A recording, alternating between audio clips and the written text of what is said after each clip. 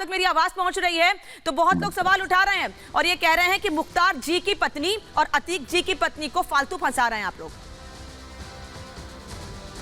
देखो, कौन फालतू फंसा रहा है ये तो सब बिल्कुल स्पष्ट हो गया है। जब शूटर जिनके साथ चल रहे हैं और जिन खुद ही वसूली कराती थी, ये सब चीज जब जो चीज जिनका और सबसे बड़ी बात है कि वो कहीं ना कहीं उनके अपराध में, हर अपराध में वो पूरा शामिल नहीं है। तो ऐसे व्यक्ति के लिए इस तरीके की बातें तो कारण सिर्फ और सिर्फ वोट बैंक की राजनीति, तुष्टीकरण की राजनीति, यही तुष्टीकरण की राजनीति है, ये लोगों को करना है। इसीलिए अगर आप बताइए, ये अपराधी इतने बड़े माफिया कैसे बन गए? अपराधी यदि विशेष संप्रदाय के थे तो ही तो बन गए, नहीं तो इतने बड़े माफिया बन सकते थे क्या? इनको संरक्षण मिल सकता था क्या?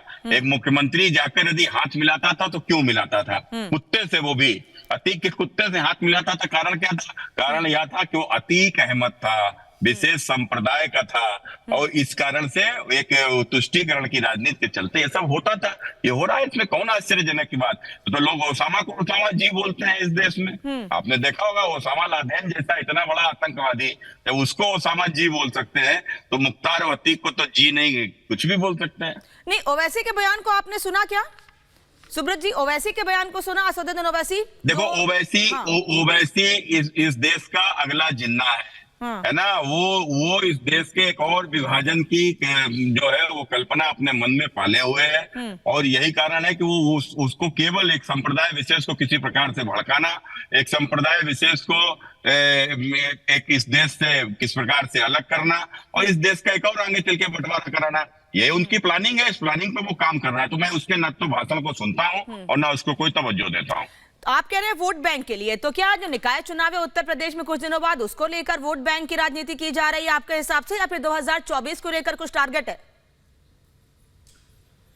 नहीं, ये आज कोई नया काम थोड़े ना कर रहे हैं। तो ये तो इनका तो जन्म जब हुआ तभी से ये लोग कर रहे हैं। भाई, अगर वोट बैंक की राजनीति ना होती तो क्यों राम भक्तों के ऊपर गोली चलाई जाती? यदि वोट बैंक की राजनीति ना होती है, समाजवादी पार्टी उत्तर प्रदेश में ये माफियाओं के साथ को तो जो संरक्षण दिया तो दिया ही, लेकिन उसके साथ साथ आप देखो आतंकवादियों को छोड़ने की वकालत की। ये वोट बैंक की राजनीति थी। जब इनके राज्य में उत्तर प्रदेश में रोज दंगा होता था, इनके वोट बैंक की राजनीति ही तो थी। जब ये कहते थे कि मंदिरों से लाउड स्पीकर उतरवा दो, मस्जिदों पर और तेजी से बजाओ, इनके वोट बैंक की राजनीति थी कि जब इस प्रकार की स्थितियां, एक कांवरियों की यात्रा के ऊपर हमला, दुर्गा विसर्जन यात्राओं के ऊपर हमला, ये आए दिन की स्थिति थी। सब वोट बैंक की राजनीति के कारण से तो था।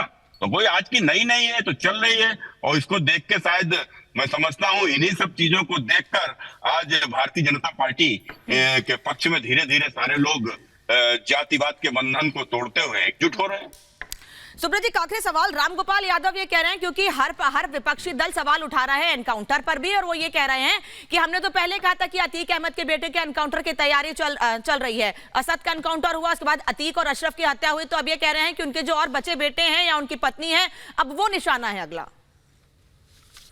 देखो, इतनी पीड़ा अगर राम गोपाल को, राजू पाल जो कि निर्वाचित विधायक था और उसको समाजवादी पार्टी की सरकार में समाजवादी पार्टी के सांसद अतीक अहमद के भाई अशरफ ने उसको सड़क के ऊपर दौड़ा कर गोलियों से मार दिया, और गोली नहीं मारा, मतलब यहाँ तक कि जब उसको लेकर जा रहे थे ऑटो से कि शायद उसको सांसें चल रही है, तो फिर दोबारा ऑटो रोककर उसको गोलियों से मार दिया।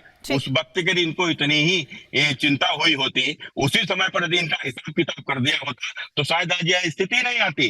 लेकिन उस माफिया को संरक्षण देना था, और जब माफिया संरक्षण उसको मिलेगा, एक तांगे वाले का बेटा हजारों करोड़ की संपत्ति जब बना लेगा, तो फिर निश्चित रूप से आज उसका बेटा भी उसके रास्ते पर चला।